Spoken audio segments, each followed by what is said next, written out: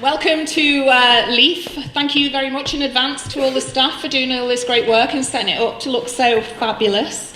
I didn't realise this, but it's Blue Monday today. And it's the most depressing day of the year, apparently. So I didn't know that. When I booked this date, I had no clue that it was going to be the most depressing day. So maybe it's just as well that we're here right now.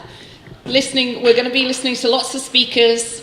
My name's Gill Fell, and I'm running the Minds of Steel Inspire Yourself Now Meet Up. So tonight, you've got a little treat in store, because we've got speakers. Did anyone come to the event in June? I can see some faces there. Since then, Liverpool has become like a power magnet for positivity, good thinkers. It's all happening to revolve, and Liverpool is becoming a hub for the best of the best for upbeat, positive thinkers. And I'm really, really very privileged and proud to be part of this organisation. And then just looking around me, I know that there's people in the audience that have set up gratitude groups, positivity groups. There's people here doing business, there's others that have got time to help other people, and the elevation of our energy is immense. So tonight, my message is, let's get our energy raised, even if it's Blue Monday or Black Tuesday or Dodgy Friday. We need to know how to get our own energy levels up there. Remember Tom Cruise? With it, without it. With it, yeah? No, well, I do. Made an impression on me. As Tom Cruise would. Thank you. Yeah, all Tom Cruise fans raise their arms, yeah? So, energy levels. We're talking about how do we get our energy levels raised when we're feeling really, really down and depressed because it's grey outside, it's raining, it's blustery, everybody at work has drank too much over Christmas and New Year, they're feeling down and low, and this is all about how do we not take in all the negativity around us, but actually raise our own levels like that, whenever we want to. What we've got to do is recognise that our levels are down there. So remember, with Tom, up here, without Tom, down there. Energy levels, down there. Grey Monday, Blue Tuesday, whatever. If you don't feel good, and you know it's because of your mindset, then it's time to learn how to really, really get your energy levels high. And tonight, we've got amazing people here. Business people, we've got PT instructors that are, we've got everybody, hypnotherapists, there's clinical work, there's all kinds. But what we have the most of is you lot. Now imagine a place where everybody wants you to do well. Imagine if there weren't people trying to pull the rug from under you every 5 minutes. Who today has had some negativity thrown at them? Yes, hands raising everywhere. Me too. But it's how we deal with negativity that's the important thing. One of the speakers, Elaine, unfortunately can't come tonight.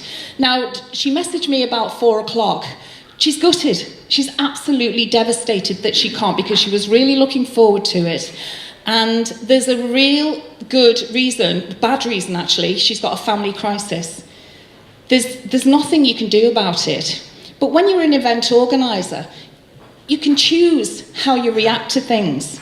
Now, if all the other speakers had messaged me, I would just be doing the Gill show. You know, I'd have made a good effort and apologised profusely and sort of like asked them to send me a video or something, and I'd have sent it to you and said, Here you are. But things happen in life every day. Somebody or something will irritate you. Yeah? So can we just spend our days omming it out?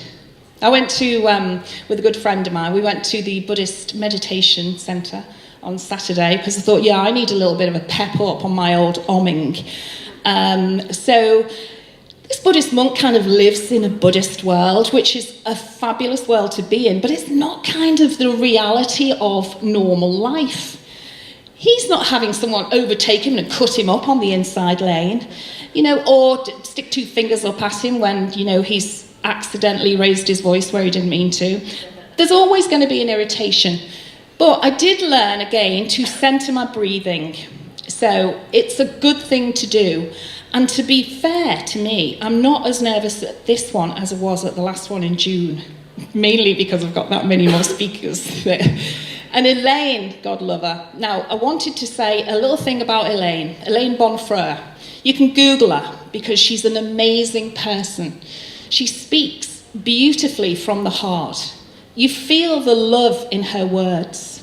And last time in June when she spoke, she's just she's a coach and she just oozes this beautiful serenity that you just think, oh, what a nice woman.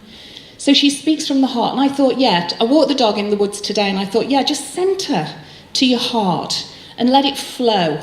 Let whatever flow into your life. Because you cannot, no matter how hard you try, you cannot control everything that's going on. And people will say something to you. Facebook will say something to you. You won't be invited to something. There will be some sort of irritation. So all we can do is learn to get ourselves back into the place that we want to be in. So what we're going to do now is a little energy leveler. Now, tonight we're launching the music of Carl Foster, who's standing over there. Woo! Right. Okay, we've got a rule tonight.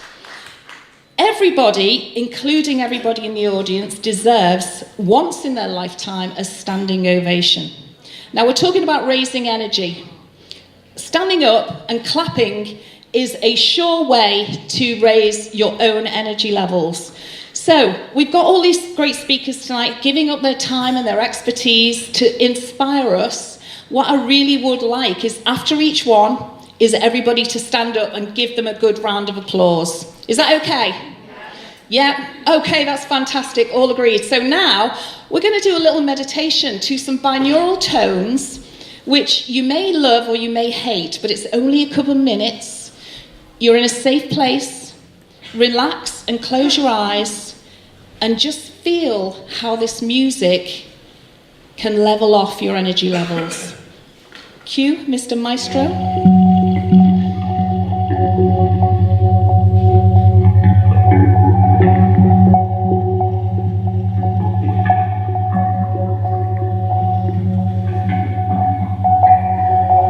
Focus on your breathing.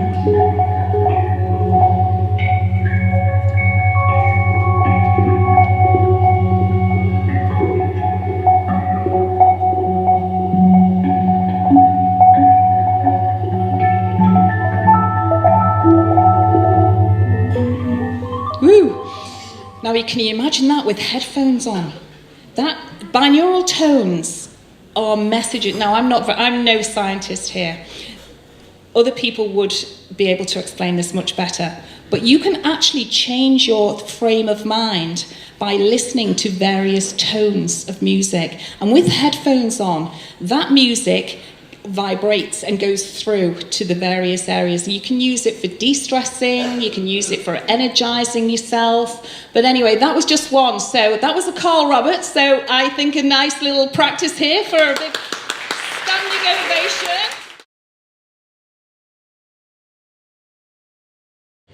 Well, ladies and gentlemen, good evening. I feel like I'm doing stand-up here. Let me just take this off there. There we go. We've got it mastered. Well, ladies and gentlemen, good evening. It's an absolute pleasure to be here tonight. Just out of interest, who was here last in June? who experienced the Gill show in June. It was absolutely brilliant, I've got to say. A fantastic night. But tonight, first one on, come on, that's what I want. 2 reasons, either you're absolutely brilliant or you're crap. So, ladies and gentlemen, it can only get better. And closing tonight is a fantastic speaker called Phil Steele, who will absolutely close this with a bang. So make sure you stay for that. But ladies and gentlemen, it's an absolute pleasure. I'm here tonight with my amazing son Bertie. Where is he? He's on the stills there. So he's doing a bit of recording. 700,800. 700,800. So why do I tell you that? Because that's how many new businesses started up last year.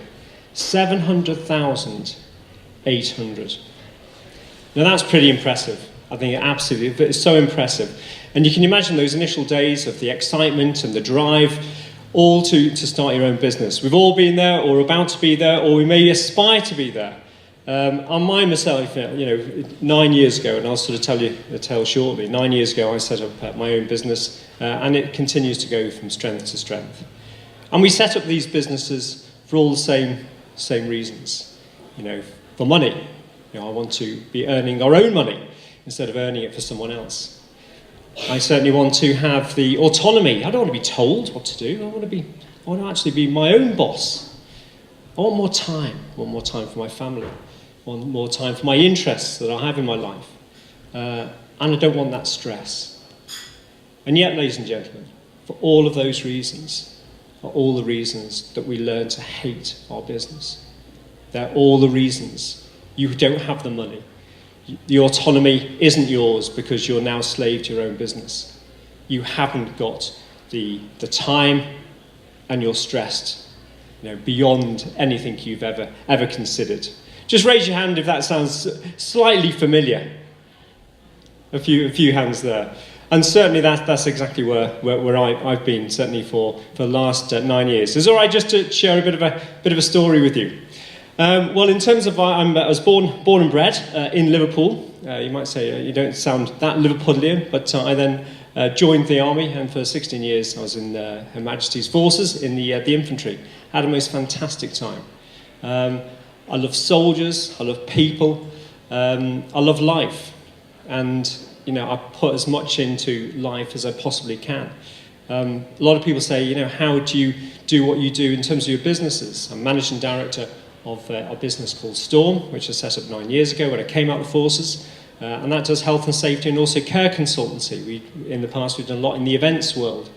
Absolutely love the people who work for us. Tiny little company. It's only 6 of us, but I love and cherish them dearly. I'm also the registered manager over a large nursing home in Southport, and that's been a family affair for a number of years. And also I own Rosemount Care Home, which is graded outstanding by the Care Quality Commission. That's 1% of all providers, and we're in that 1%. Because I was absolutely driven. So, ladies and gentlemen, tonight I'm going to give you 4 strategies. How many strategies? 4. Well done, 4 strategies. We're going to have a bit of fun. I'm going to sort of be juggling this thing backwards and forwards, but we'll have a bit of fun. Can you all see the board there? Everyone see the board? That's good. A few top tips. Take notes. It'll be on your phone or on a piece of paper. You won't last 15 minutes if you're in front of Richard Branson if you don't take notes. Because in life, it's about memory retention. You will recall 40 to 60% of everything that you write down generally. If you don't, 3 to 5%, absolutely, at best. Right, I'm going to give you 4 strategies. How many? 4. Well done. I'm going to keep juggling pens. Have you seen these pens? Check that out. These are that's the Donald Trump of the pen world, isn't it? We are not messing around with these pens. These are absolutely enormous. Right, here we go. Right, the first one. The first one is B. Is someone keeping time? Because we could be here a long time, ladies and gentlemen. Right, okay, so about 10 minutes if you can give us a yell, and then 5 minutes. That's good. Right, B, ladies and gentlemen, is for brand. Everything you do in your life, you're being assessed. It sounds cruel, but people will judge you. They will judge every aspect of you. They will judge because continuously you are broadcasting. You're broadcasting not just to yourself, but to the whole world. In every aspect of your life. How you stand, how you present, how you talk, what you're like on social media, what you like, what you dislike, what you comment on. There is no separation now between your business world and your personal world. It is now completely blurred. So do not expect and do not be surprised that your clients will be making an opinion of you. They will make an opinion based on your emails, your grammar. Be the very best person and very best image and version of you as you possibly can. So make sure that 2018 is the best branding exercise to superpower your brand. Should we move on? Right, G.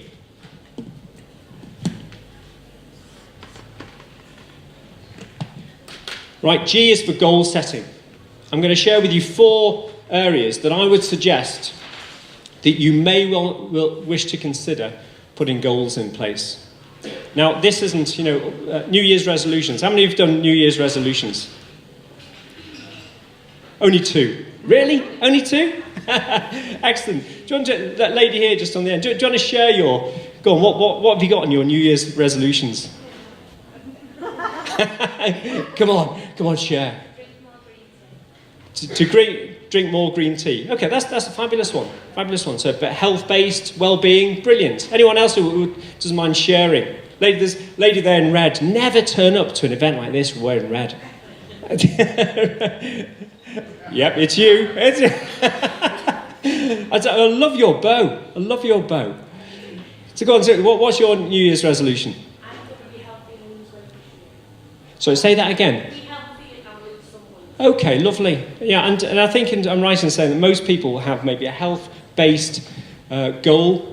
Well, there's 4 areas which I think you may wish to consider. Here we go. The first one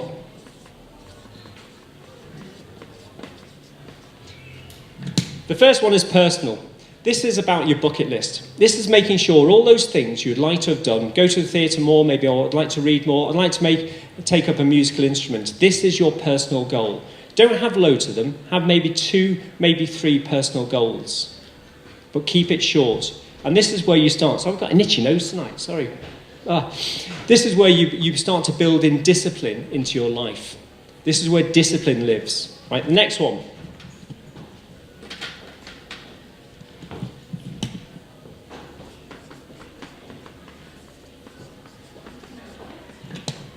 The next one is health. Everyone will have a health or should have a health objective. Now, at this time of year, as you all know, the car park in the gym is absolutely rammed. But come to June or July, it will be half empty. Health is all about consistency. I run every single day. And why do I do that? It's because for years, I didn't run as much as I would like to run. So I told myself, I will run 2 or maybe 3 times a week. There was too much wriggle room there, because I can always defer it. And you get to the end of the week and you've done it once, or you might have done it zilch. But consistency here is the key. If you raise your blood and your heart rate just 20 to 30 minutes per day, you will get fitter. So consistency is the key there. Next one.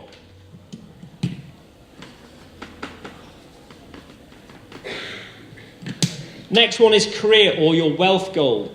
Now, be sensible about this. Wanting to become a millionaire probably isn't that realistic, unless you're probably already generating maybe $500,000. But certainly have some goals. You must always be expanding. If you're not expanding and not growing, you're dying. And keep the momentum going, but keep innovating. That is the key to it. But keep. And if you're in a room and you're the smartest person in the room, get yourself out that room. Because you've got to continually start learning.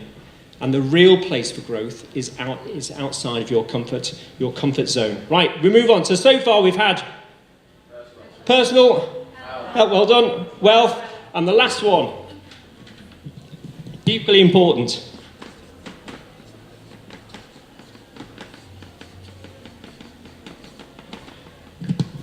is relationships. The starting point for relationships is yourself. If you can't start to like yourself, you'll never start to like anyone else. So the starting point is start to like yourself, and in turn, you can start to love yourself. And I mean that in a non-egotistical way. But certainly start to grow, and also start to learn to forgive yourself. Move away from the past, draw a line under it and move on. It could also be relationships with your partner. Or maybe that Mr. and Mrs. Right that just hasn't been found yet. Maybe this is the year for that. Maybe it's relationship with your children to have a better relationship. So relationships. So personal health, wealth and relationships. I want to now just in terms of taking action. Is everyone with me so far? Everyone taking notes? Everyone taking... That's good. Right, let me just tell you. Right, 5. How many? 5. Right, 5 areas that we're going to cover. This is for making sure that you keep to track. Because we all have goals, but why is it that time in, year out, we don't seem to achieve them, right? The starting point. Make sure you've got a powerful why, because this is what gets you out of bed in the morning. Make sure it is powerful. Why do families generate so much money for one of their dying members, for one of their dying relatives? It's because their why and their purpose is so incredibly powerful. Nothing will stop them. So make sure, before you have that big shopping list of goals, that you have a really good, strong why.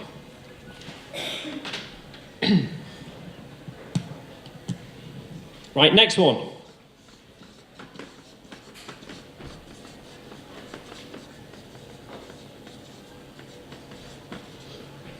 Right, public declaration is the next one. You must declare what you wish to do in terms of your goal. And the reason for that is we hate to look foolish.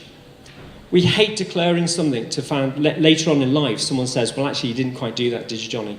So declare it, whether it be on Facebook, whether it be on any other social media, to your friends, to your family. 2 years ago, I declared to Rosebank that we would be the first home in Merseyside to achieve outstanding. And we did exactly that. Because I would stop at nothing until we did it. Absolutely nothing. Every single day, my whole being was all about driving that organisation to an outstanding rating. And we did it. It's now retaining it is probably the biggest. So this one, so public declaration. Put post-its on fridge doors. And we're not talking huge. We're just talking about just enough to keep you reminded. The next one.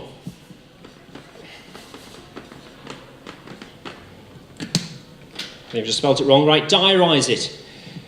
Put a deadline, and if that website that you keep promising yourself is going to genuinely be built, then make sure you put that time into a diary, because otherwise it will never, ever happen.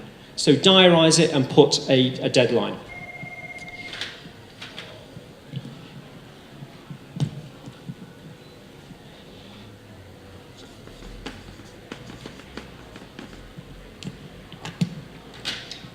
Right, the next one is have new habits.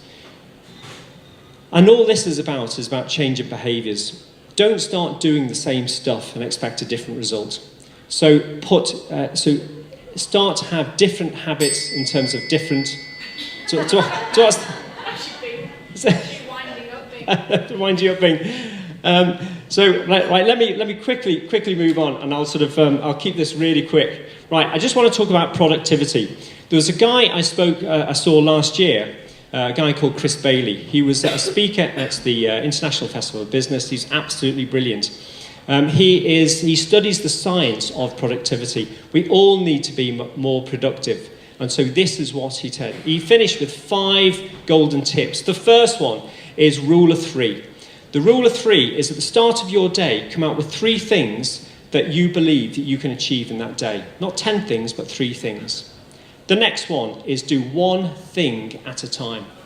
So you ladies might be absolutely fantastic at multitasking, but what I'm saying is do one thing at a time and you've got more chance of actually achieving that.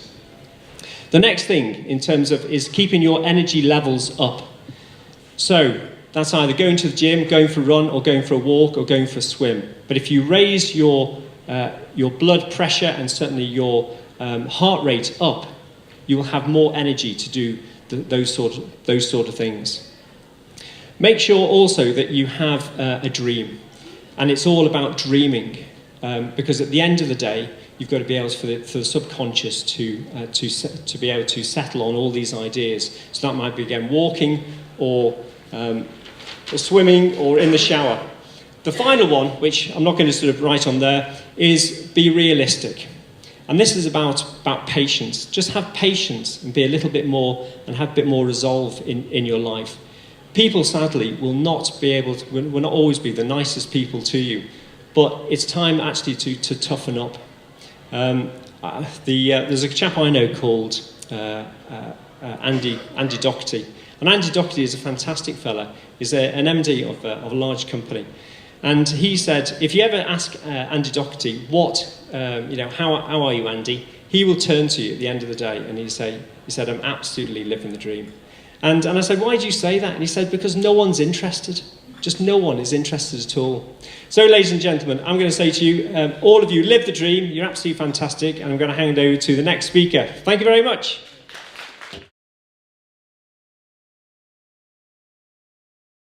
Well, before I begin, I would like to thank Gill for having me here, by the way. A great event. I've never really done anything like this before, but it's something I've wanted to do for a long time. So this is new for me, but it's also very exciting. To make sure you are all working, can you all raise your hands for me, please? Fantastic, because a few people was doing it before. Only a few hands went up, so that's better than we got before. I would like to introduce myself. My name is Luke Gillum. I'm a personal trainer. I've been doing this for just over a year's time now. My dream began it was about the 17th of July, 2016. I left school like a normal 17-year-old, 16-year-old kid does, teenager, not really knowing what I wanted to do, not really knowing how to set goals, and also not knowing who I was, which is a massive part of who I am now. I know who I am and I know what I want to achieve at the end of things. I left school, I got an apprenticeship in engineering. I pursued that for 4 years, thinking that this was life. I plodded on, I got my qualifications, I made money, I bought cars. It was fun to that degree of buying things, but it wasn't really what I had a passion doing. I was relatively miserable in those 4 years of my life, I'm not going to lie.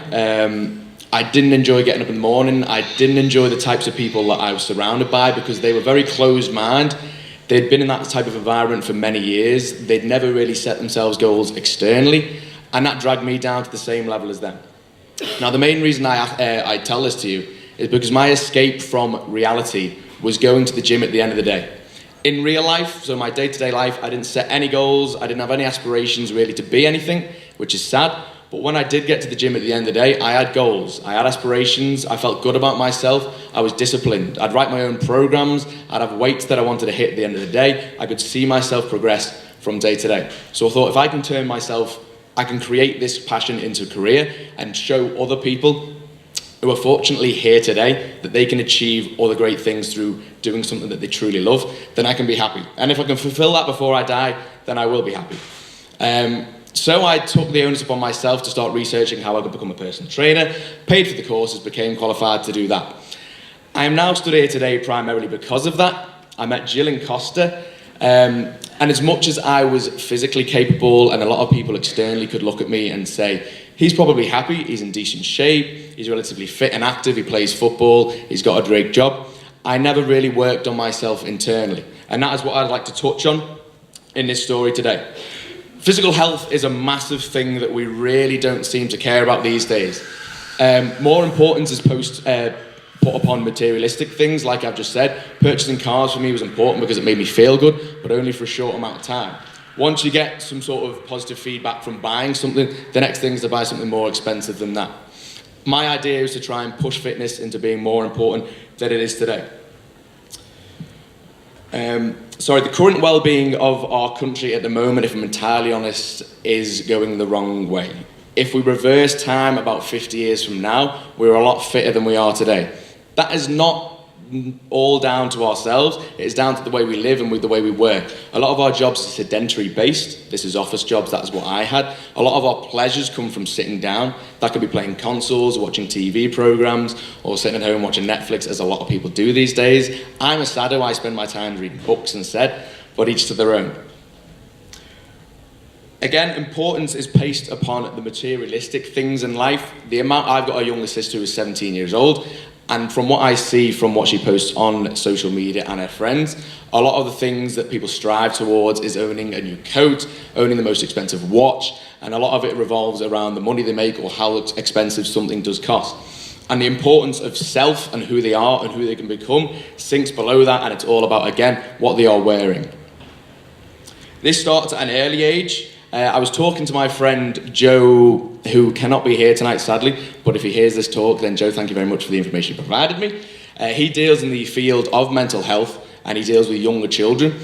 And what he finds with the schooling systems these days is they are tested very early on in life, and this sets them up for failure at certain points in their lives. We can all remember it being in school. Who's ever had to sort of get to the front of a maths class and write an equation on the board? Can I see a show of hands? If you've ever done that, fantastic. A lot of people find that very uncomfortable, and as much as we are taught to fulfill the maths equation, we aren't actually taught to fulfill the way to present oneself when stood in front of an audience. Also what is taught in schools, which I find a little bit strange, is putting the interest into others, which is obviously important. Sharing and caring for others is massively important, but sharing and caring for oneself is taken away, which again sets people up for mental instability once they progress through life.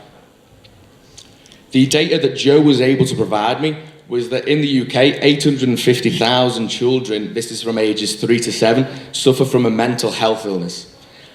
I didn't even think those types of figures even existed. I didn't even think kids suffered from mental health illnesses. It also says that 1% of all children in this country, again, ranging from ages 3 to about 7, suffer from depression. This is only from children who can actually say to the person that they're talking to, whether it's a counsellor, that they suffer from depression themselves. These numbers are shocking to me. When he was talking to me, I didn't really know what to say to him. I honestly didn't think kids could get depression.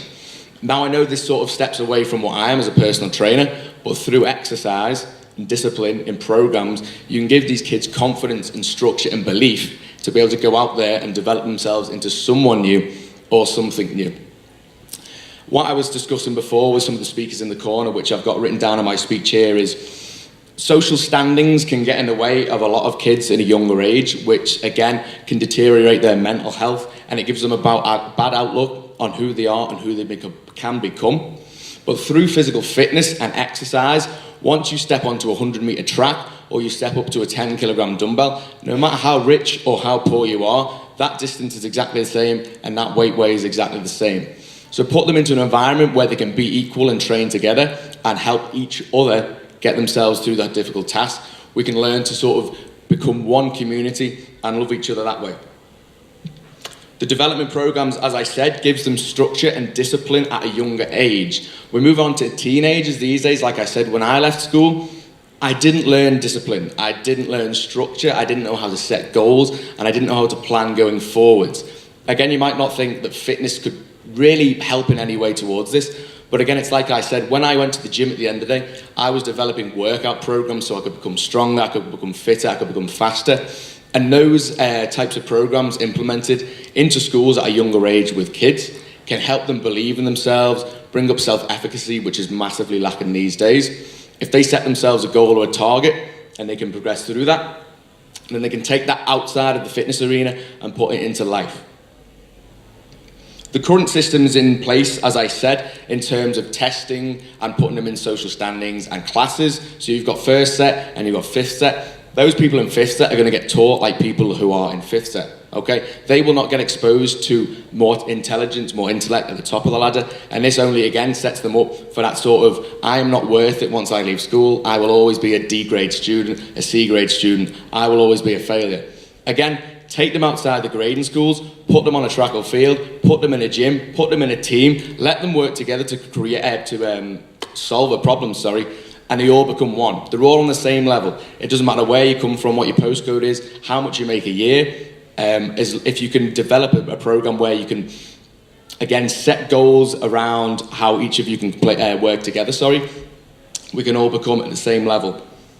The young teens I see in the gym these days, as I am a personal trainer, I may not say it, but I do like to look around at the types of people who come into the gyms, and there's a massive influx of about 16 to 20-year-olds at the moment wearing the latest Gymshark clothing, if anyone knows what Gymshark is. And although that might seem externally a fantastic thing that there are more people coming into the gym and caring about their health, apparently, I do feel it's for the wrong reasons. Again, if you check social media these days, fitness models are there standing gleaming with a bronzed skin, six-pack, shredded, they look happy, they're eating these mad foods, and people think that is health, people think that is well-being. Now, if you're 16 and you're looking at these photographs going, oh, that's health, that's fitness, he's a fitness model, that's what I need to aspire to look like, they're coming in for the wrong reasons. They're not setting themselves up for themselves, they're setting themselves up to a standard that has been set, which, if I'm entirely honest, is unrealistic for the initial stage.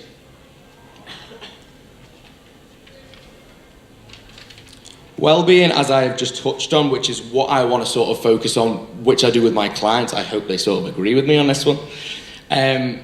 Well-being and health is not necessarily aesthetic, okay? You'd be surprised at what would a healthy body would look like. People aspire to be aesthetically pleasing, which is perfectly fine. I'm obviously in a gym environment, and a lot of people do want to become bodybuilders, and muscle models on stage, which is brilliant, because that again provides you with discipline, it provides you with structure. But thinking that that is fitness and that is well-being is the complete wrong picture. Those types of people have that as their hobbies and their passions. We should all enjoy fitness and we should all be interested in taking care of ourselves, but we shouldn't be aiming for the very, very top of it, because that is unrealistic to hold yourselves to that sort of standard if it is not something you are pursuing as a career. Moving on to the NHS, which is something very close to my heart. I wasn't going to bring this up in my speech, but if I'm entirely honest, it does resonate with what I'm talking about, so I would like to mention it. In 2001, I believe, when I was aged 4 or 5, I was diagnosed with leukemia. I sort of missed a lot of school, missed out on a lot of socialising with the other kids of the similar age, and all it took for me to realise that I could be normal and playing with the other kids and think, oh, I'm just like as everyone else, it doesn't matter what I've got, was when the Liverpool team visited me. I was never into sports before that. You can ask my mum and dad. I used to like playing with trains and cars, which I still do now. But all it took was that one catalyst to change my mind. I went and joined my local football club, and from that point on, I felt normal again. It didn't matter how many appointments I had to make with the doctors or how many times I had to go into theatre or whatever it was. When I was playing football on the field with everyone else, they thought I was exactly the same. I didn't stand out. I was just the same type of player. And I'll always remember when I went to sign up for my representative team, I can't remember how old I was, and you have to tick whether you've got any sort of illnesses, and they just presumed I was normal, and we had to tick the box of sort of external illness. I can't remember what it was, and he said, oh, what is it he's got? And we turned around and went, oh, he's got leukemia.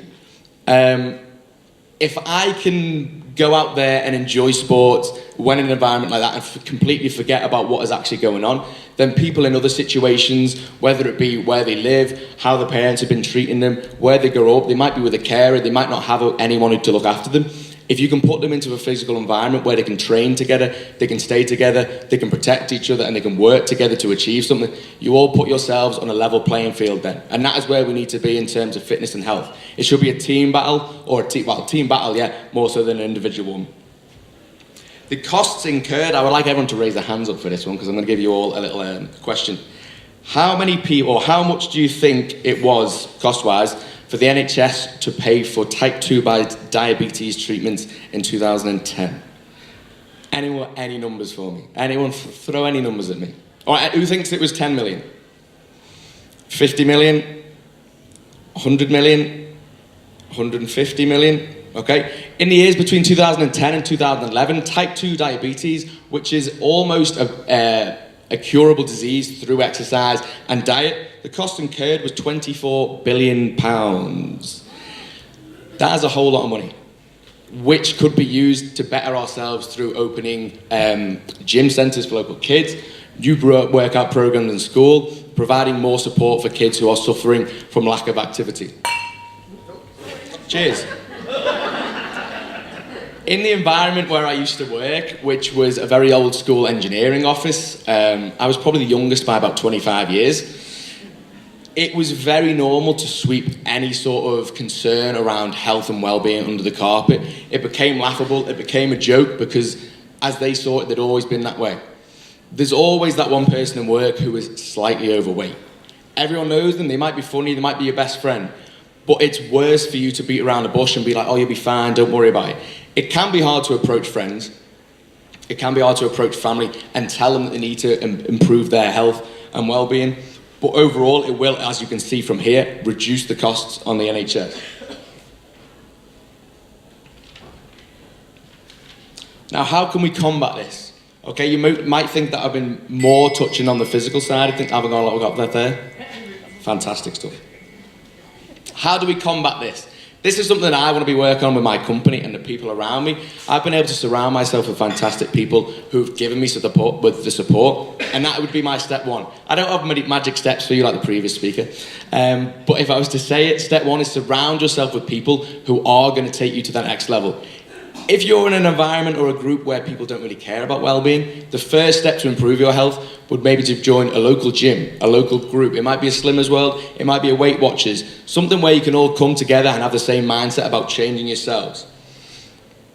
So I've written down what we need to be doing to combat this. We need to become aware. Simple food choices every day. More vegetables, more protein sources through meat, fishes, beans and lentils if you are a vegan or a vegetarian. I've got nothing against you guys, don't worry. We've got more against you. Oh, thank you. Action, guys. This is pointless. If I give you this talk today and it's motivated you, and if any of us talkers give you this talk and you walk away and thinking, oh, brilliant stuff, having a great night. If you don't take action on what we've said, you're going to get nowhere in life. All right? It's an easy one to do. Just take the first step. If it is to join the gym, pay for a membership online. That could be your goal for 1 week. The week after that, just go to one class, okay? It's small things like that that do add up in the long run. Admit it to yourself. Confess to yourself that you do need to benefit from improving your health. It can be a tricky thing, but again, it'll get you started. It is tough to admit that you've got yourself into a sticky situation, but once you've done that, you can progress forwards. Believe. That is why we've all come along tonight, okay? We've got to believe in ourselves, believe in one another. We can't do this alone. We've got to be able to pull together and push ourselves going forwards. And the last one, which is my main aim for B2B trading, which is my personal training service, is to care. Once we start to care about something, we will do anything until we get there. We care about our iPhones, we care about our cars. If our car gets scratched, we'll take it straight to the garage and fixed again. If we ruin our bodies, we seem to be able to just sort of shrug it off and say, it doesn't really matter. You need to change that mindset and start caring about yourself. Be selfish for a little bit. It's fine to be selfish. If you can't take care of yourself, how do you expect to be able to take care of the people around you? And to finish off, the reason why I'm here is just to help every single one of you believe in yourselves. Thank you, everybody. Hello, everyone. Before I start, I want you all to say very loudly, I am awesome. I am awesome. And again, I am awesome. And again, I am awesome. There you go. That's how I start my day, every single day. And the reason why is that I'm 46 years old, and for the first 30 years of my life, I was told I would never amount to anything, I would never be anything, I was a waste of space, I was useless, blah-de-blah-de-blah-de-blah. And I turned that all around because in my mind, I told myself every day I was awesome.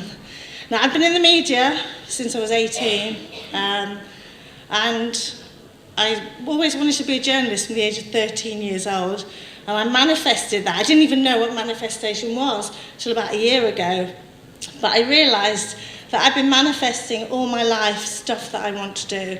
My husband continually tells me that I live in a dream world, which is the best compliment he can give me. And basically, from the age of 13, I kept a diary. I wrote off to newspapers and wanted things published.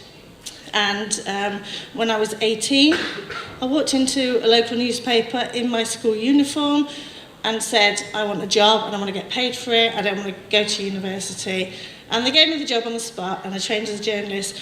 But how this all started is that we are born told that we have limitations. We are told we have to go to school, we have to take holidays at certain times of the year, we have to go to university, we have to get a job, we have to do this.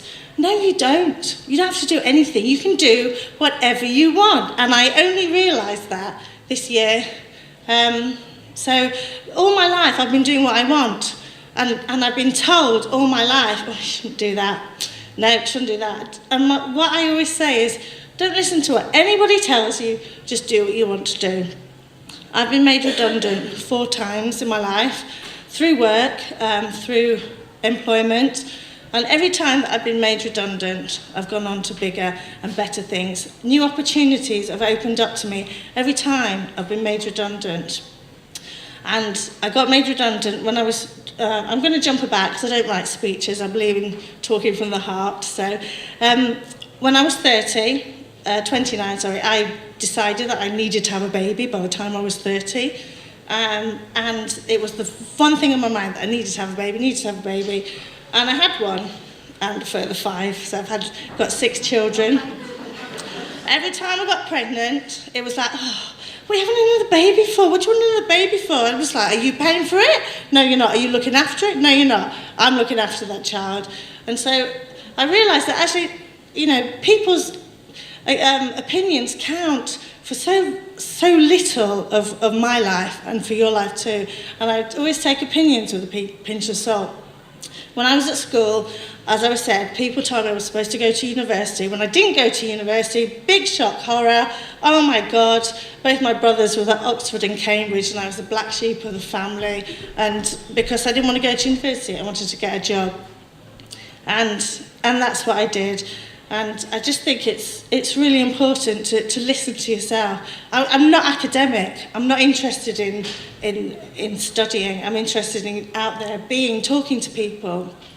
And I set up my business 10 years ago this year. Magazine actually celebrates 10 years in Liverpool. It's the longest independent magazine in Liverpool today. And if anybody said to me that I would be a businesswoman, self-employed, I would have said, no way. I didn't know the first thing about business. All I was interested in was getting paid at the end of the month and going out having fun. So, but then I got made redundant, and it sort of made me assess my life, and I didn't want to go to work where I'd be away from my children. So I thought about setting up a magazine.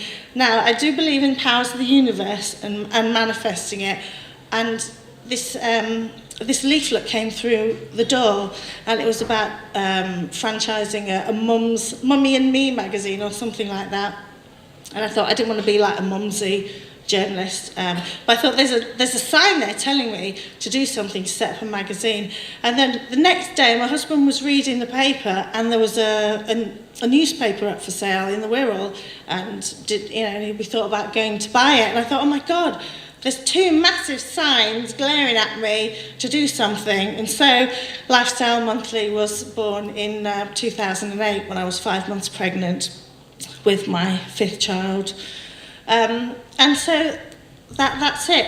I have always believed in listening to myself. I value everybody's opinion, but I value my opinion the most.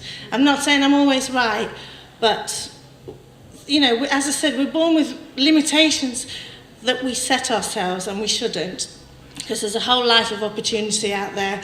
One of the times that I got made redundant, I just booked a flight to Sydney, Australia on a whim, because I'd never been there, I wanted to go there. I asked my landlord at the time if I could defer my rent for a month, and he was very happy to do that. And off I went travelling for 6 weeks, came back and got myself a new job. The world is full of opportunities. There's so much more than going to work, getting your money at the end of the month, paying the bills. If you just step outside and see what is around you, opportunity is everywhere. I surround myself with positive people throughout my day, throughout my evening. It's like you in this room tonight. It's all about being happy, and life is short, and it's all about doing the things that you want to do. I wanted to own a property abroad. I dreamed of owning a property abroad since I was 12 years old. And when I was 35, I went out and bought one. Much to the annoyance of my husband, who's still really annoyed about it. But you know what? I wanted that so badly. since I was 12 years old, and I went out and I got it. And it may not be the right financial decision, but me and my kids and the family have had 10 years of fantastic holidays, and that's memories that you cannot take away. It's just so important to do what you do believe in. So going back to my childhood, I was the product of a very abusive family. I don't talk to my parents. They were extremely physically and mentally abusive towards me. And it was only last year that I finally got the courage to cut them off completely out of my life. And since I cut them out of my life has changed for the better. I feel elevated, lifted. Nobody's telling me I'm useless, I'm worthless. I mean, I get that on social media every day, but, you know, that's just like, you know, tell me something new. The more people tell me negative stuff, the more it turns me and makes me more determined to be positive, and it actually fuels me to do better, because all my life I felt like I've had to prove to other people that no, I'm not worthless, I'm not useless, I'm actually pretty good. And that's what I tell my children.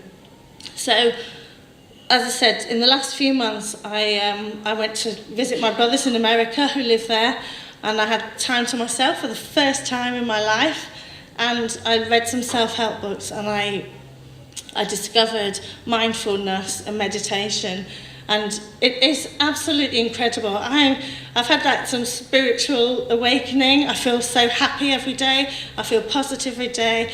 I surround myself with wonderful, positive, energetic people. You know, like I can feel the energy in this room. It's incredible. I don't have meetings for the sake of meetings. I don't waste time with people who aren't vibrating at the same levels as me. And in the past 6 months, my business has just shot up, because I feel that, you can manifest these things. It's absolutely incredible. And so I'm not going to talk loads. I just want to say that you really do need to believe in yourself. You are absolutely awesome. You can do whatever you want in life if you really want it. And there's no limitations to what you can do. The world is out there for you to discover, and you can go anywhere, be anywhere, do whatever you want. There's nothing. And can I just also say, don't take any advice, don't listen to anybody. So, you might as well go home now, to be honest. So, are the people you're asking advice for giving you the right advice? Your friend is telling you in the shop, oh my God, that dress looks amazing on you. Get home, you don't look amazing at all. She looks amazing. So, you've got to think about these things. Are they actually, do these people have the best interests for you? I always listen to myself, and I tell my children to listen to themselves too.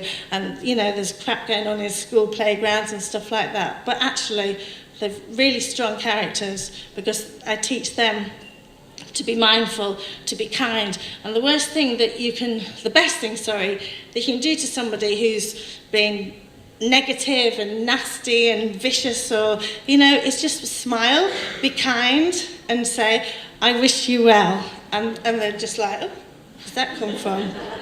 So that's basically what I have to say to, I'm Amanda Moss, and I run Lifestyle Magazine, Liverpool Fashion Week, Manchester Fashion Week. I am on Media Hall. I absolutely promote myself to the fullest. Follow me on Facebook, Twitter, everything.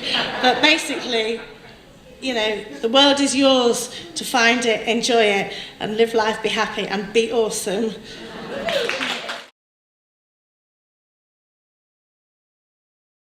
Hello, everybody. How you doing? This is very fun, isn't it? I'm having a great time and learning lots. And thank you, Amanda, by the way, for giving me permission to just flow and speak from my heart. Obviously, thank you, Gill, and everybody here. It means a lot to me. But for now, I want you to stand up, please, just for a few moments. I know it's a bit difficult there on the back, but when our beautiful Gill and I talked about today's event, she wanted to make sure I understand that it has to be dynamic.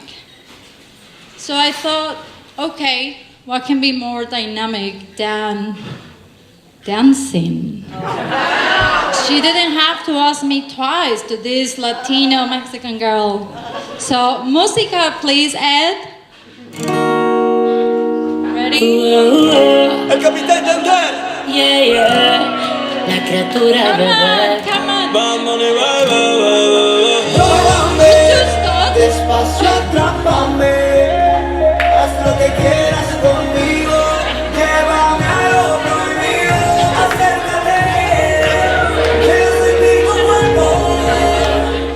I'm here to talk to you about happiness, resilience, and other superpowers that I'll share with you later.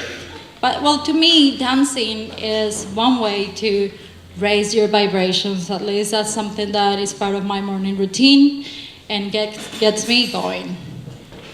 But the truth is, I wasn't this happy about 2 years ago. Especially last year, it was for me a year that I needed to build my resilience up if I wanted to get out of the bottom I was. A very painful one, but a beautiful one as well that led to the most important transformation in my life. You see, I had experience before with some deep bottoms in my life. 7 years ago, I had to admit that I had a drinking problem. And it was the hardest thing to me to do in my life because in the outside, I was on the top of the world. I had everything anybody could desire. I had met the perfect husband. I was living in a beautiful beach condo in Mexico. I even had the perfect dog. Everything I wanted except through happiness, peace of mind, and freedom of my soul.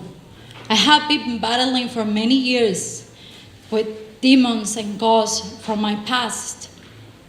Since I was 16 years old, I seek refuge in alcohol so I could numb the pain from traumatic experiences in my childhood, such as various kinds of abuse, some religious bullying, a violent home, things that led to several suicide attempts.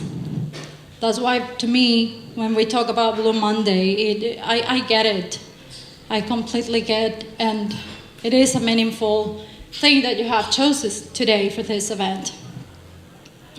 So, at age 18, my family disappears in a blink of an eye.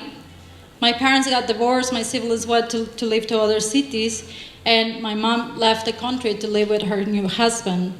So I was there with no direction, guidance, or rules, just to do whatever I want and going deeper into a reckless and dangerous life, disguised as a party girl.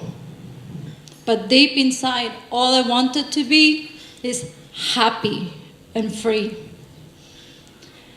God kept on sending blessings my way, and one of them was my husband, Scott. And I had a glance of the beautiful life I could have, and I knew I could be happy. But if I wanted to be happy, I needed to stop drinking, and I needed to put my life in order. So I did. I asked for help, and that's how my recovery journey began, and a path to happiness. See, one of the things or key things to me is ask for help. Ask for help and build a network support around you. Once I was able to get out of that, after a year and a half later, I got one of the biggest rewards. I became a mom of my beautiful son, Liam. And that fairy tale kind of story that wasn't really real before, it became true. And we were happily ever after. Until the universe had another present for me. This present wasn't really wrapped all nicely with beautiful paper and a bow, so I couldn't really see it as that. And this was about 2 years ago when we have to leave my country. I'm prepared, have lost all of our finances. We have to come here with no job, no home to come to. And we were able to start over thanks to the support of my husband's family, which obviously is my family that has embraced me so much, and part of my angels here in Liverpool. And we were able to start over. Not like I thought we would, but actually better. I started to look for a job. Well, I have friends here that can remember trying to help me get in interviews. I asked for estate agencies because that was my background and my experience in sales. I sent dozens of CVs. I got some interviews and not getting the jobs. Something happened in my 9th job interview where they were asking for a Spanish-speaking sales representative. So I thought, this is it, this job is mine, I'm gonna get it. Well, I didn't. I didn't really know why, because, now I do, but I didn't get the feedback or anything. So after weeks of feeling sorry for myself and feeling rejected and not good enough and lost, I decided to take a part-time job that some friends offered to me, and that also I call them my angels in Liverpool, and working at their chippy. Not just any chippy, best chippy in Liverpool, the good cash, right guys? I'm not only saying that because they here, which they are, and but I understood that was also part of the present the universe was giving me. To see, I learned that it's not what you say or what you do, it's what you really feel. By having that job, the universe was looking after me all along, because I was going to these jobs interviews full of fear, desperation, scarcity, but mostly sadness of the thought of not seeing my little boy, he was 2 back then, much. So of course I wasn't going to get it, because the universe was actually looking after me. And by getting that part-time job, I wasn't only able to see my son, but to actually have the time to follow my dreams. These weren't new dreams. These were old dreams of a shy little girl that hid behind her poetry writing. And that's how I became a mentor, an international speaker, and a writer. None of this would have happened if I didn't build my resilience and other amazing superpowers that I can't wait to share with you. But first, let's talk about resilience. Who in this room has been going through something that you have no idea how you're gonna cope with? How are you gonna go and get through it? Thank you, raise your hands. But you did. And not only you did, but you became even stronger out of that experience.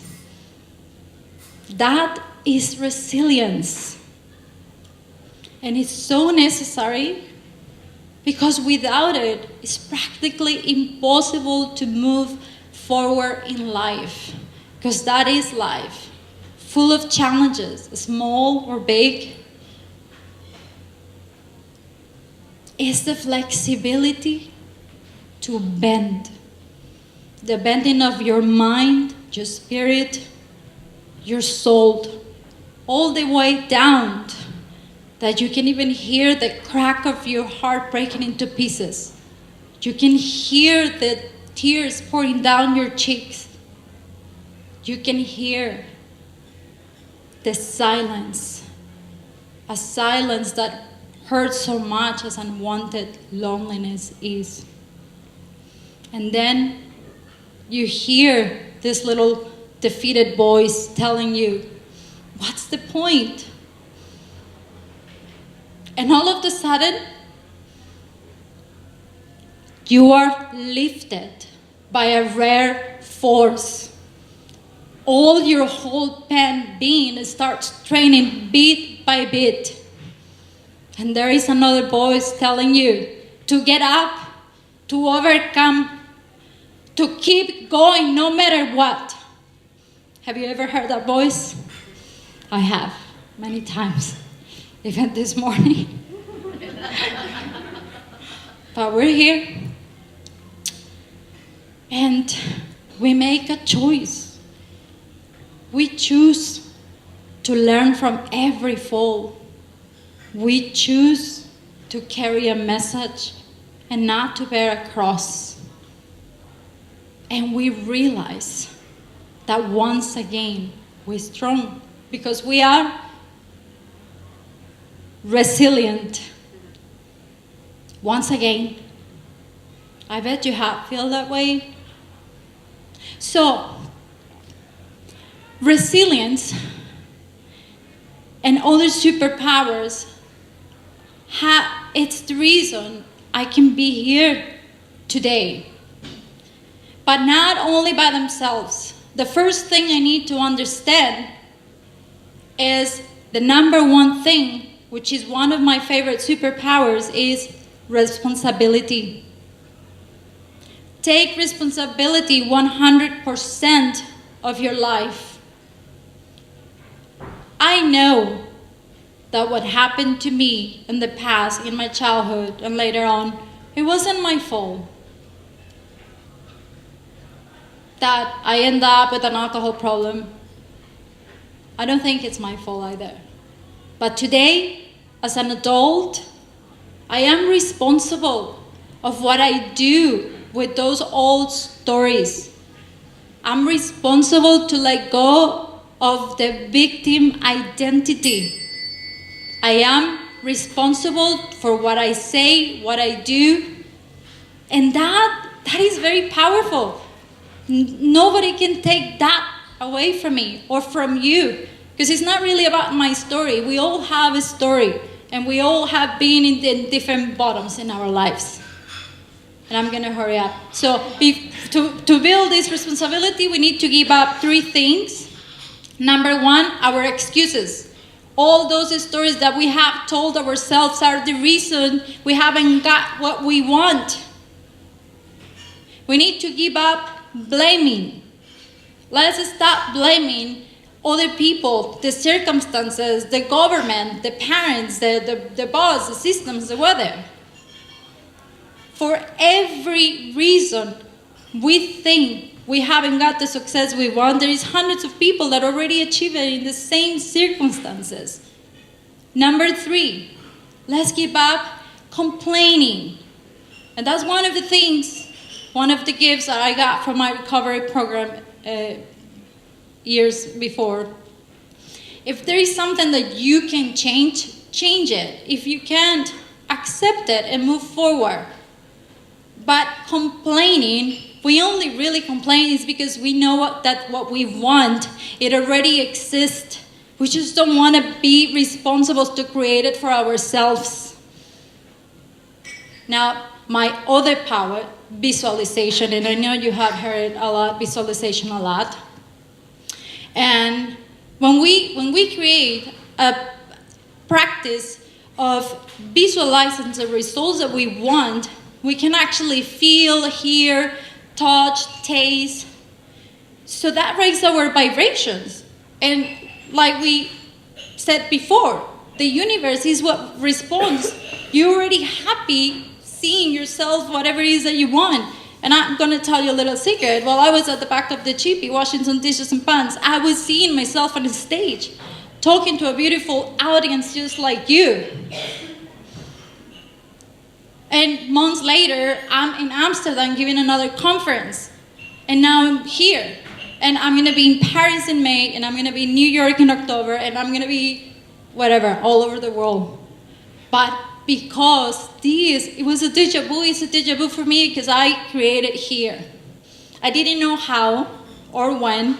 I just had an unshakable belief that it was going to happen.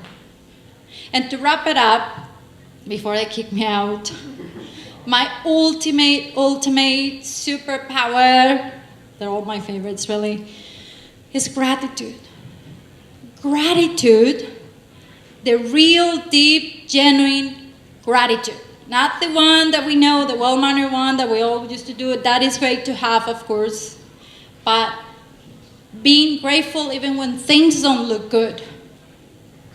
Because it's a fact.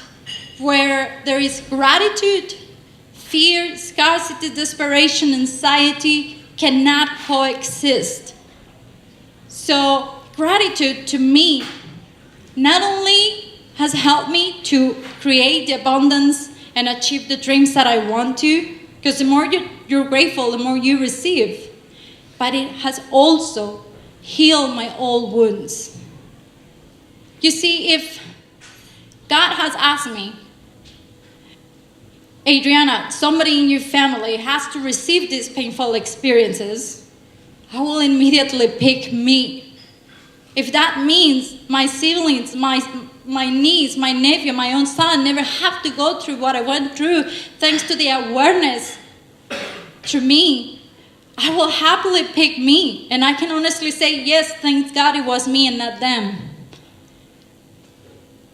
And if what it means that thanks to that I'm standing here sharing a message, then I am grateful. Because when we face this challenge, these losses, these tragedies in our life, the question is not, why me? The question is, what for? Why did I have to go through this? What do I need to learn from this? How do I can help others through it? How do I give purpose to my pain? If you can find those answers to those questions, then you will be finally free and happy and resilient and powerful. Thank you very much.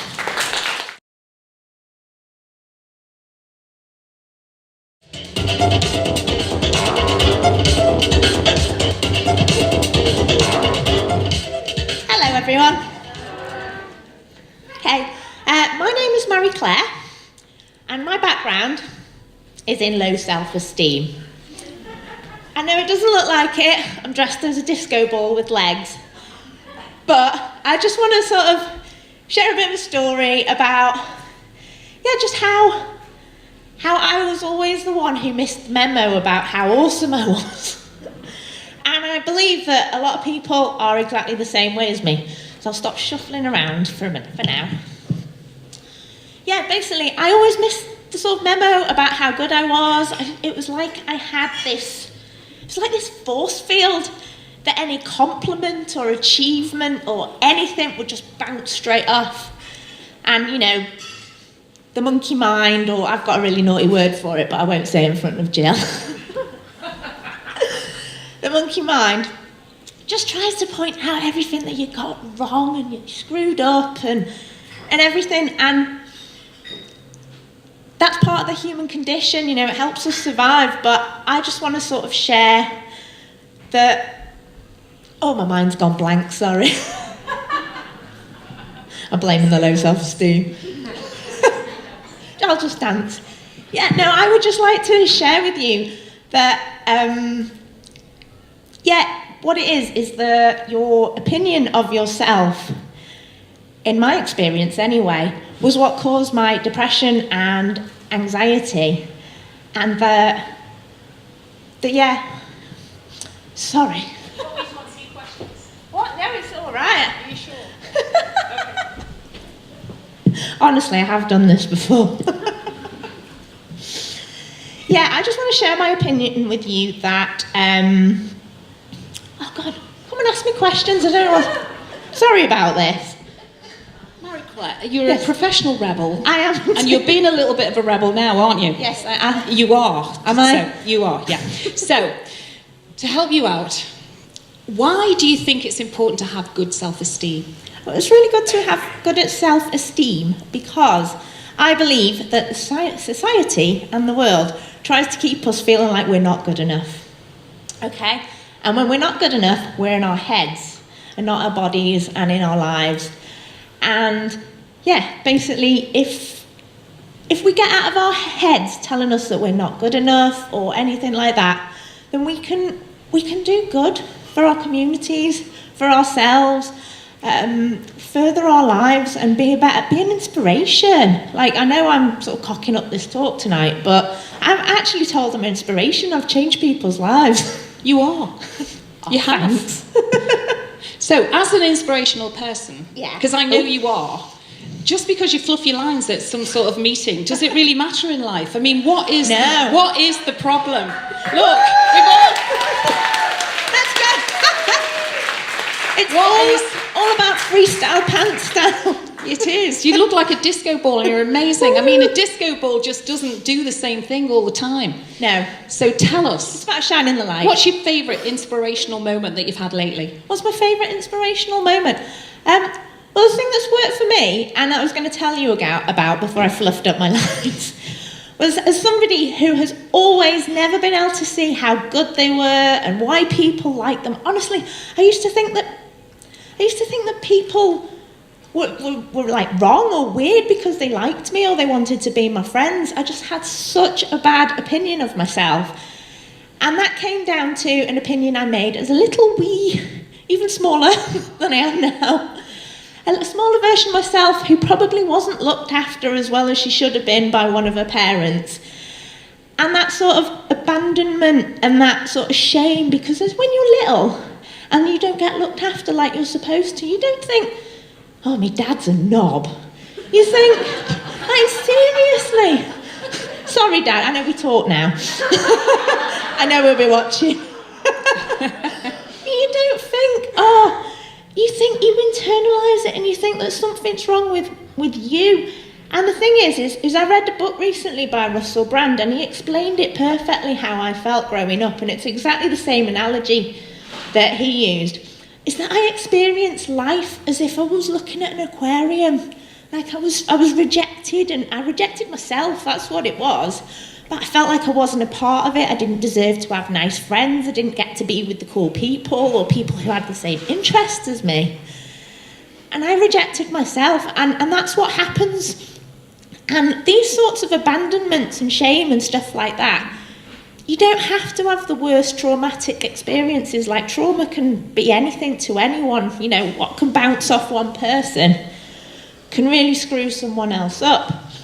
And yeah, what I'm trying to say is you internalise that as a child and you take that further with you in life. And if you then sort of have that opinion of who you are, it then clouds everything that happens in your life, every decision you make, every opportunity you chase, everything, the relationships you go for and what you put up with, like how many knobs you'll go out with before you realise that you're actually worth a bit better than that. And for me, what it really affected was my sense of should. You know, I didn't think that I was creative or brave or courageous or kind. So I just stayed small and at the edges. But I put on a front that I was really confident. And what has really helped me with that there's something I've made recently. It's called the Big Book of I'm Awesome. And I totally recommend everyone makes one of these, because we look at how we've screwed up. We look at the things that we should have done, and we look at the things that we just messed up. And it's so important to remind yourself, like literally I would have this thing where I'd go through life and everything would bounce off me. You know, compliments, you know. I've done 2 degrees, but, you know, that just got filed off in the, that's not important. You must remember everything that's bad about who you are. So I think what I'm trying to say, before I fluffed up my lines and cocked up, which I'm not going to beat myself up about, I'm just going to blame it on that I had one too many beer waiting. Is that just stuff happens, and it's about that resilience. It's about, you call it resilience, I call it bounce back ability, because that is how you sort of move forward and pick yourself up again, because like you said, you've got that voice. I always knew that I was meant to be more, not in an egotistical way, but having this sort of sense of should, and having to do the subjects at school that made the money rather than the ones that really interested me, going into the university instead of the one that I wanted to go to, hanging out with these people because I didn't think that anyone else who I looked up to would want to hang out with me. That was just the whole sort of story in my head the whole time, and it just sucked, and it caused, what I'm trying to say is that sometimes you can perceive yourself as flawed if you've got anxiety and depression. And I've suffered with this for most of my life. I'm 37 now, and I've only just sort of got my head around it. Is that it's not, in my opinion, now I'm not a psychologist or a shrink or anything, but in my opinion, it's not always the chemical imbalance. It's about the sort of wrong opinion of who you are that you made up when you were little. And I think just taking that time to sort of sit through and look at your achievements, not just what you've done, but who you are and how the world sees you. I could probably come off this stage now, all out of breath because I'm recovering from whooping cough, and go, oh God, I made a right tit of myself on the stage. But the thing is that you probably will remember me for the wrong reasons.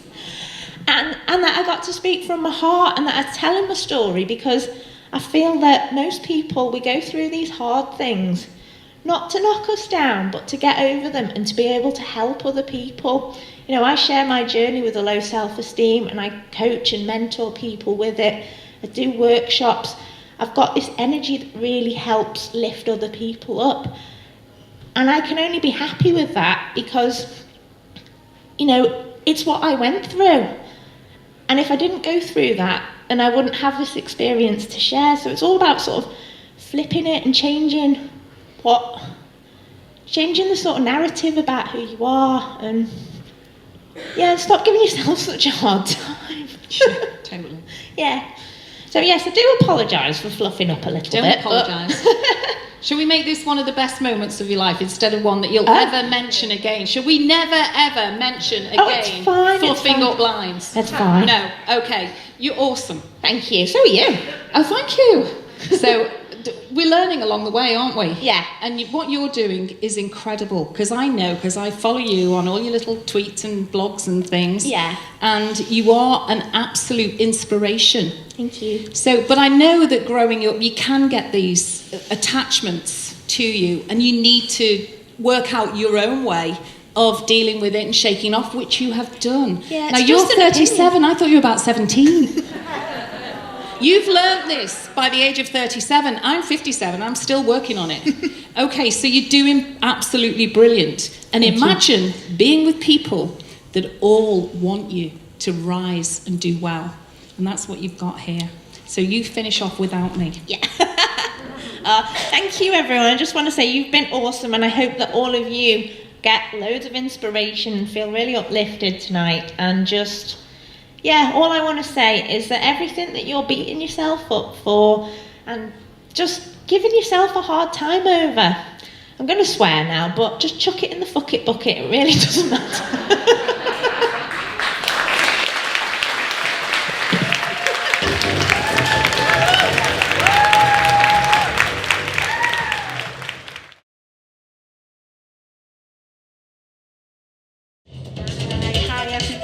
I've brought this because I will fluff, okay?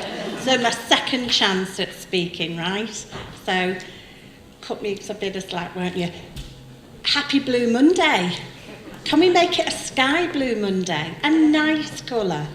We can change by just change a few words can completely change an outlook. We've just had Christmas, New Year. Everybody's trying to get fit for New Year. I feel I'm very inspired by you all. I want one of them apps. You know those apps? I need... What else is there? You need Luke. Oh no, I need Luke. Yeah, so I need a personal trainer. I need the app first. You know, like get it on my Facebook first. But what we seem to do is we all seem to think, right, New Year, 2018, we're all going to start losing weight, keeping fit, blah, blah, blah. We look after our hair, we look after our skin, we look after our body. Well, majority of us look after majority of you lot look after your body. But what we don't do is we don't think, how do we look after our minds? What happens up here is very, very important. So, what can we do? How can we look after our minds? Imagination. Imagination is the perfect exercise. And what imagination does is it brings out your happy hormones, your endorphins, your serotonin, your dopamine, and all these happy hormones make you feel absolutely fantastic. But we need to keep them up. We need to keep going. So what do? We use our imagination as much as we can. As humans, we are doubters. Our little speaker in our head is always saying, you're not this, you're not that. Very similar to what Marie Claire was saying. Ooh.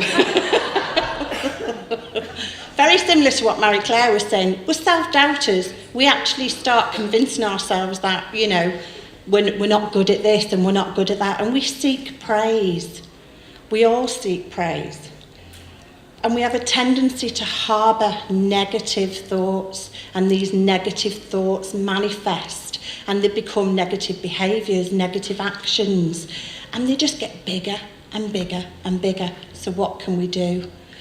There's a whole load of things. Everybody who was up here today and Phil to come can tell you exactly what to do. I'm just going to tell you two things. One is affirmations. I'm a lover of affirmations, and some of the girls in the audience will actually vouch how affirmations can work. Get a jar. Can be anything. Decorate it yourself, make it personal. Get a jar and every single day write 3 positive affirmations, 3 positive things about you, but make it in the present. Don't make it in the past or in the future. Make it in the present. I am happy because I did this because. Make it present, because every time you read those back, it's still in the present, it's not in the past.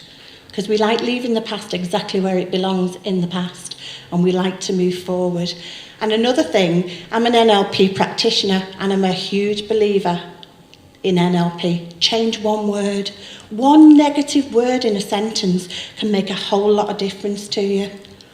So you can change a bad feeling or a bad episode into a not so bad episode. We can't change history, but we can make it feel better for us, a lot better for us.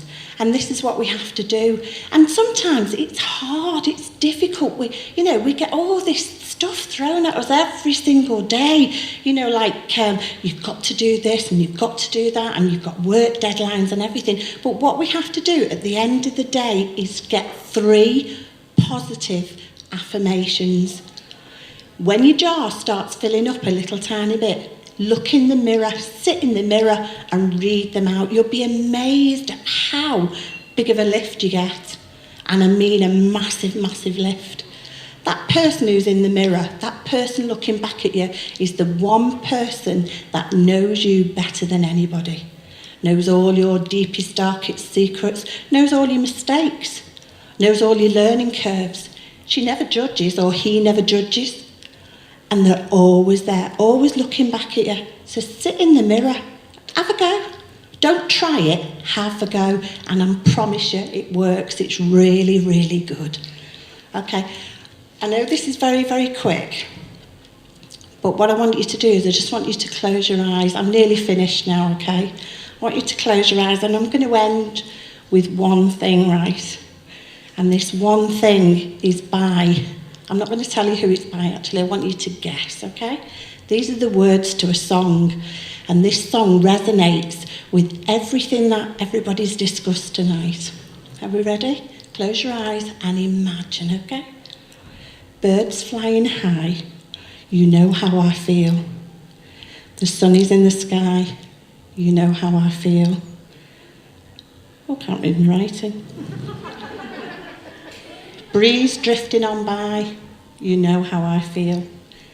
It's a new dawn, it's a new day, it's a new life for me, and I'm feeling good. Finish off, hang on. Yes. It's a new dawn, it's a new life, it's a new dawn, it's a new day, it's a new life for me and you, because we are feeling good. There we go.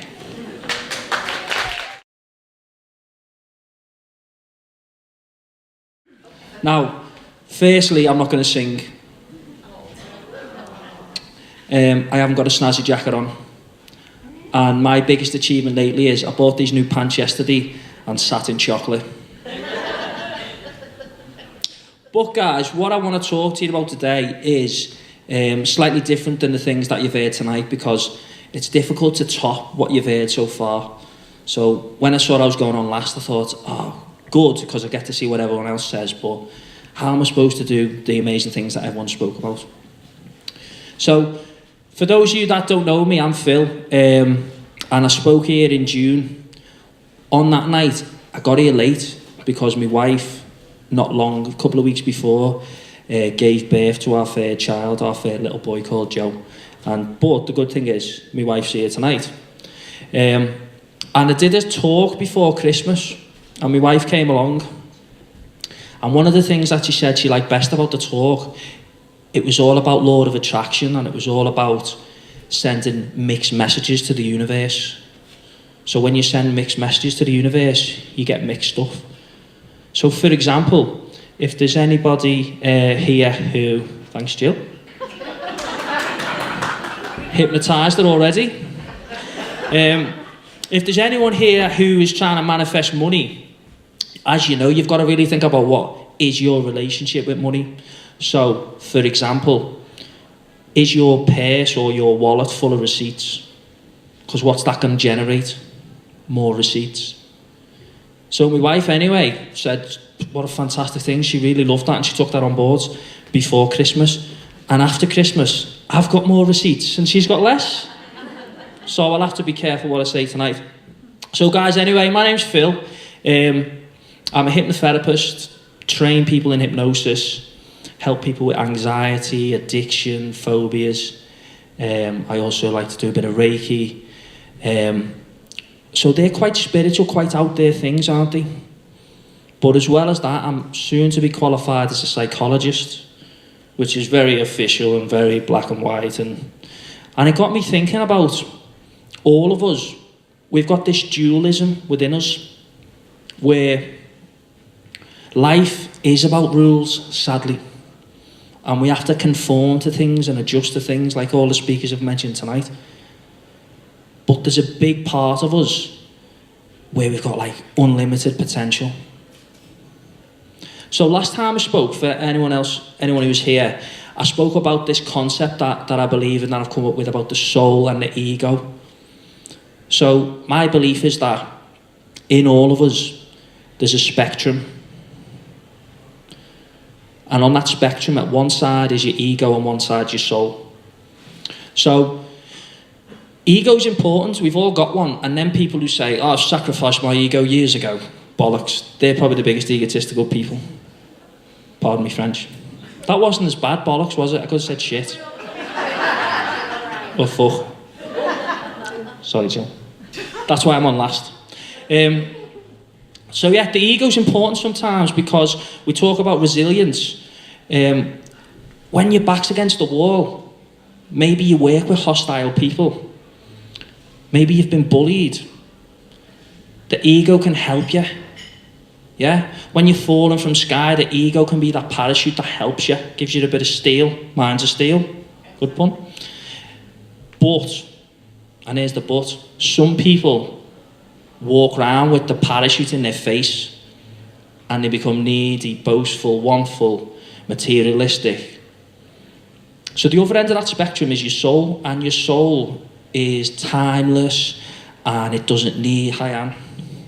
Hello, love. I'm MindSet. Oh. Anne's family friend, aren't you, Anne? Yeah. We were in school together.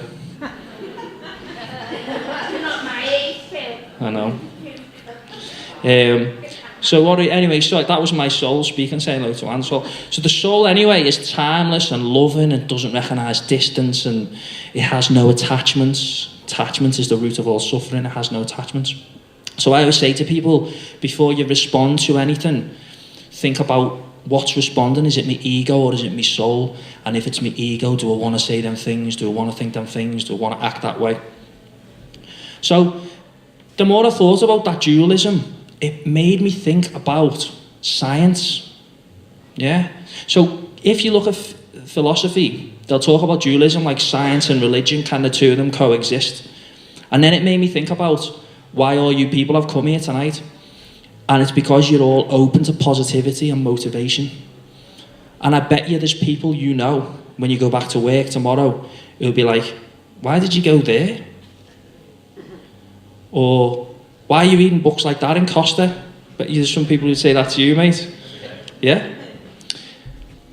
And it's to those type of people, live firmly in the left part of the brain. Okay? And the left part of your brain is all about logic and laws and boring stuff. Okay?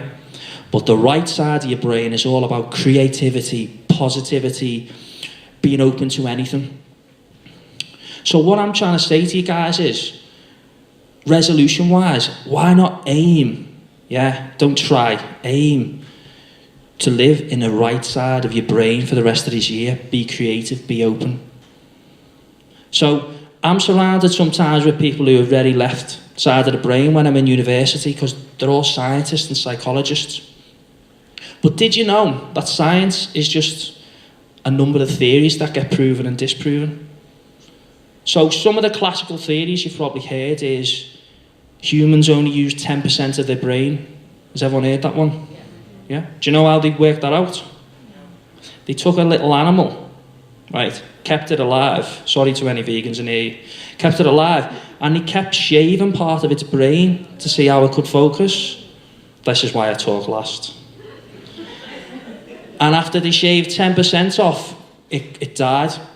So suddenly, we humans only use 10% of our brain.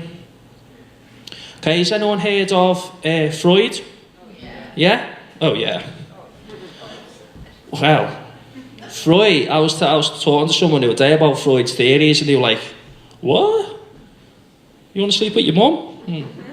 This is why I'm last as well. Sorry, Jill. I won't be coming back. But Freud's studies, right, he did his studies in mental asylums. Yeah, people with serious psychological illnesses, disorders. And suddenly his theories account for everyone's behaviour. So what I'm trying to say to you guys is sometimes the left side of the brain, it isn't as logical as you think, and you don't need to be living in the left side of your brain too much. Now there's another psychologist called Carl Jung. And Carl Jung, he did a lot of work with people who were schizophrenic, okay? And he had a breakdown himself, started hearing voices and stuff, but he called it a breakthrough. So like other people have touched on, that voice in your head that you need sometimes, that gives you the resilience, or that tells you to keep going, or that tells you, do you know what? All this crap that your parents or your teachers or the bullies have told you all their lives isn't true. That's what that spark is, that spiritual awakening. So Jung, he didn't call it his breakdown, he called it his breakthrough. And he became someone to merge science and faith, spirituality and reason, left side of the brain, right side of the brain. And to take this further, guys, to think about this a little bit more, right? I'll always do this. And Thankfully, no one's ever done it yet because I'd be skint. But I challenge anyone in this room now, yeah, all the money in my bank, if you can scientifically prove that you love your mum, or you love your wife, or you love your kids. Because you can't scientifically prove it. I challenge anyone, right? You can prove that your body changes when you see someone. Yeah, so when I see one of my 3 little boys, my physiology, the way my blood's flowing and everything changes, especially if they're doing something naughty. Yeah, but you can't scientifically prove you love someone. And that's where the right side of your brain comes in, the feeling, the faith, the hope. So just think, guys, if we live in the right side of our brain a little bit more, imagine how much better everything would be. Now, sometimes science and spirituality merge. So, for example, I'm one of them people, probably most men, dead hard to buy stuff for. And so my wife just gets me book vouchers. So I got book tokens, book vouchers for Waterstones, and I seen this book. I like shiny things, right? Not like materialistic, but I just like shiny stuff. Maybe I was a magpie in a past life. So like I like Amanda's jacket. Okay? I wouldn't wear it myself, but I like it. So I seen this book with a shiny cover, and it was like, I can't remember what it's called. It's called something like Other Dimensions, and I thought, oh, okay, by a scientist. So I'm reading it, and what he was talking about him was, does anyone like Star Trek and stuff like that? Yeah, you can tell I don't like it because I got the name wrong. But if you think about teleportation and time travel, what this scientist is saying is that there's theories that could make time travel true. So for example, when a certain atom splits, 2 sides of the atom go in separate directions, but when one moves that way, the other moves that way. When one moves that way, the other moves that way. And if they join back together, that could be a source for time travel or teleportation.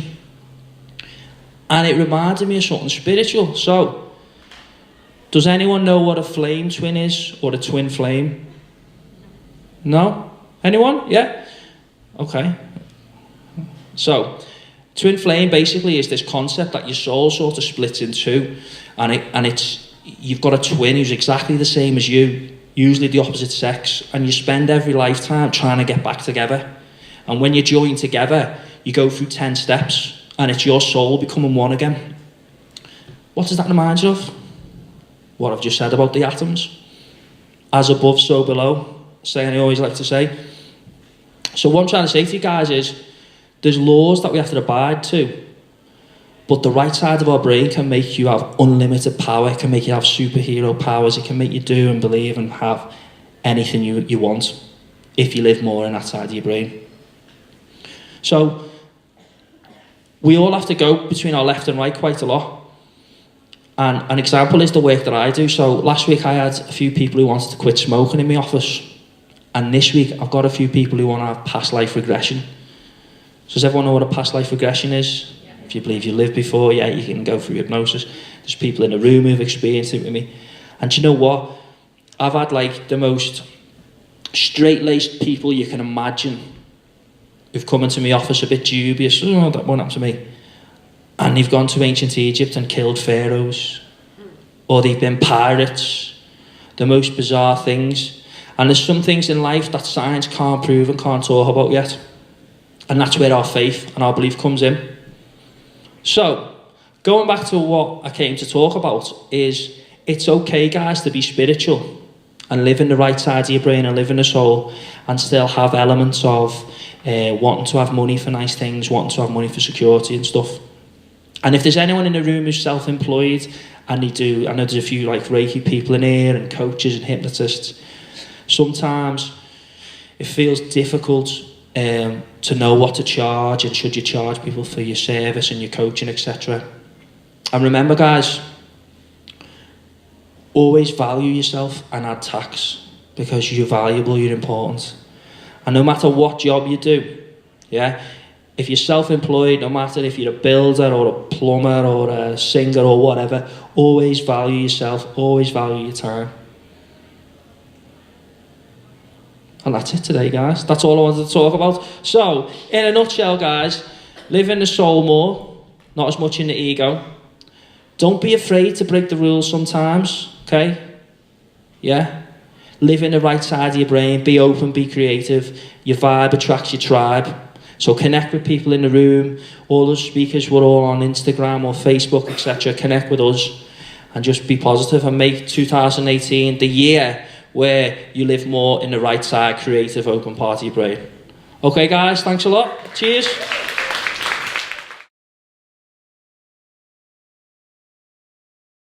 Okay, right. Do we have any questions? We've got Carl on the binaural tones and the music. We've got Phil, Adriana.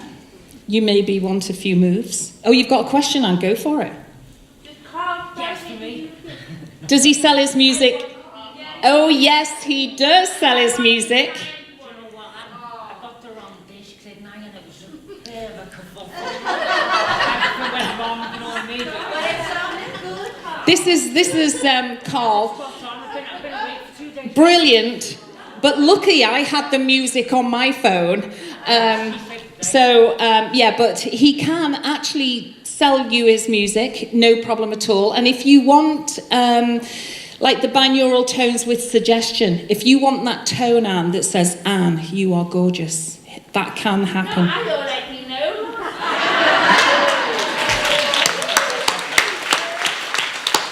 Of course you do. Yeah, but you can go, Tell me every day. yeah. If it was Helen's, it would be, I'm so grateful. I'm so grateful. Helen down here has a meetup group on Thursday, by the way. It's a gratitude group. So if you want to go along to that, yeah, find her on Meetup. But do we have any questions? So yes, you can buy Carl's music. Just get in touch with me on the Meetup group and I'll put you in touch. So there's no problem there. Okay, right, any questions? Hello.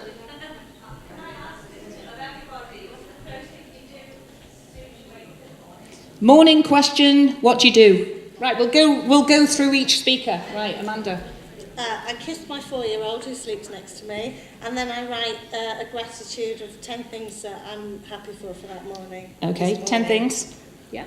Affirmations. Affirmations. I listen to my favourite song. Favourite song. Which is? Well, the technique's not my favourite song, but I like the 80s. So I'll actually listen to this morning, Ross. When will I be famous?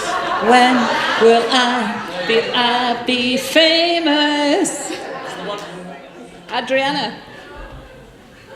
I go through the gratitude things as well. Thank you. Yeah, that's the first things. I do a gratitude affirmations as things that I want as they already happened. And then it's more like what my husband do. He brings coffee. And then I go through I have my list of songs that like make me feel really good. Like Sia or Sia? Sia? It has like Unstoppable and Donkey Bob and all of those songs and I'm good to go. Good. Thank you. I usually watch Peppa Pig. Or something like that. Clifford the Big Red Dog, that's been or something. And that's about 5 o'clock in the morning, isn't it? Love, yeah. Not with the kids, just because I like Peppa Pig. No, but then, I suppose, what do we do from a mindfulness point of view? I repeat this mantra, these 2 mantras every day. Okay, number 1. Each and every day, I'm getting better in each and every way. And number 2, money is a servant to me. I attract and manifest success, health, wealth and happiness. Say them both every day. Say them multiple times throughout the day. Try it. You'll enjoy it. Oh, don't give me the mic, you'll never get rid of me. No, what I was going to say was, oh, go on, pinch it then. And I just roll back the sheets and there I was. No, what it is I go and see, I don't know this, my little cat in the morning. I love the cat. Okay.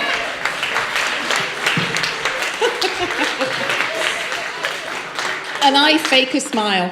That's what I do. I fake a smile. So when I wake up in the morning, I see Simon's shirts all hung up there, left side of brain, all nice and neat, and then I smile. And I have actually said this at meetups before. Stick a sticky note on your your alarm clock or wherever, and just say smile, because that action of smiling raises your endorphins already. And then I get up and make my husband some porridge and some tea. How do you get them to make you coffee in the morning? That's. I will manifest that myself in the future. But for now, it's me that gets out of bed and goes downstairs, pats the dog, takes him out and makes the tea and puts the porridge on. Okay, so any other questions? What would you really, really like to know? Come on, there must be something that you think, oh, I shouldn't really ask that. Go for it. Ask it. Do you believe in the law of attraction? Do you know that you can have anything that you want? Do you know how to shift your mindset to a much more positive place? Do you know how to flip your thoughts, to think better thoughts? Do you now know how to be resilient?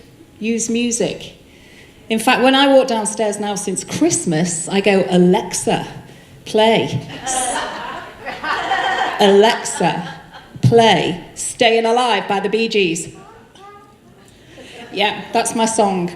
And Alexa, I must say, is the only woman that Simon's ever had any success with telling her to shut up. So it's got to be good. So any other questions? Have you learned something tonight? Would you like another Mind of Steel experience? Oh, yeah. Amanda wants to speak. Hang on. I just want to add... Oh, God, I'm so short. No, that's what I wanted to add. I just wanted to add that you don't need to have money to be wealthy. No. Wealth is within all of us, and happiness is within all of us. And really, just look at yourself in the mirror, love yourself, and you will feel wealthy. So, there you go. That's it. What's it like down here? That's a good word. So any more questions? Oh, Luke wants to say something. I would like to thank Gill. I think she deserves a round of applause for everything she's done to organise this today. So well done, Gill.